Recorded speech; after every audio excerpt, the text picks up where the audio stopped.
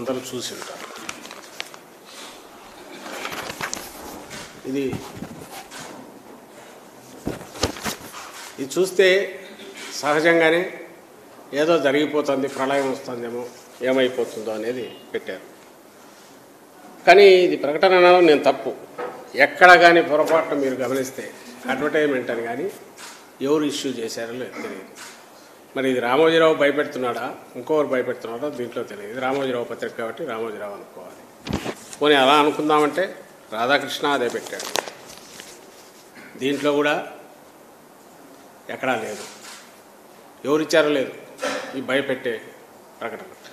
కింద చంద్రబాబు ఉన్నాడు కాబట్టి, ఈ గుర్తులు ఉన్నాయి కాబట్టి ఇది వీళ్ళు ఇచ్చారని అనుకోవాలి. ఏం రాశారంటే దీంట్లో, మీ భూమి మీది కాదు, ల్యాండ్ టైటిలింగ్ చట్టంతో జరగబోయేది ఇదే, జగన్ దుర్మార్గ చట్టంతో కింద కొన్ని, మళ్ళీ బాబుని రప్పిద్దామని అన్నారు.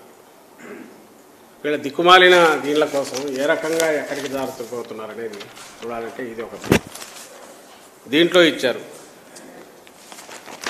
ఇది జనరల్ పత్రిక ప్రకటన. ఎక్కడ కానీ ఎవరిచ్చారో లేదు, అడ్వర్టైజ్మెంట్ అనేది లేదు.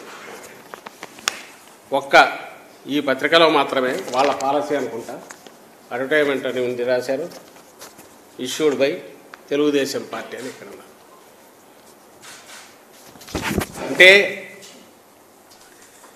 నేను దీంతోనే ఎందుకు మొదలు పెడుతున్నా అంటే, ఒకటి దీంట్లో ఉన్న కంటెంట్, వీళ్ళు మనుషుల పిశాచాల, రాక్షసులు కూడా కాదు, ప్రజల జీవితాలతో ఎందుకు ఆడుకోవాలనుకుంటున్నారు, ప్రజల జీవితాలతో, రాష్ట్ర ప్రజల జీవితాలతో ఏమాత్రం ఎంతో కొంత ఆస్తి ఉన్నా, స్థిరాస్తి ఉంటే వాళ్ళను భయపెట్టి భయభ్రాంతులను చేసి వాళ్ళు అనుకున్న రకంగా ఏదో సాధించాలనే దాంతో, ఆ దుగ్ధతో ఇలా చేసినారని ఇక్కడ అర్థమవుతుంది. మీకే గమనిస్తున్నారు, తోడేళ్ళు పైనంతా, కిందేమో కూటమి అధికారంలోకి రాగానే ల్యాండ్ టైటిలింగ్ యాక్ట్ చట్టం రద్దు, కింద చంద్రబాబు ఫోటో. వీళ్లకు సిగ్గు శరము ఉంటే, వీళ్ళు నిజంగా ఇది ఒక రాజకీయ పార్టీ అయితే ఇదే పద్ధతి ప్రజల్లోకి వెళ్ళడం. ల్యాండ్ టైటిలింగ్ యాక్ట్ అనేది ఏదైతే ఇప్పుడు వీళ్ళు అన్నట్టు నిజంగా రద్దు చేసేదైతే, ఈ ల్యాండ్ టైటిలింగ్ యాక్ట్ బిల్లు పెడుతున్నప్పుడు ఎందుకు దాన్ని తెలుగుదేశం పార్టీ సపోర్ట్ చేసింది? అది కాస్ట్ ఆఫ్ రిపిటేషన్. మళ్ళీ నేను కొద్దిగా చూడండి, మీకు చూపాలి. ఎందుకంటే ఇది చూడగానే ఖచ్చితంగా ఫోన్లు వస్తున్నాయి, ఏమో జరిగిపోతుంది, ఏమో జరిగిపోతుంది, ఏమో జరిగిపోతుంది. దీనికి శిక్ష వేయాలని కూడా ప్రజలు ఆలోచించాలి. ఇంతటి అబద్ధాలు,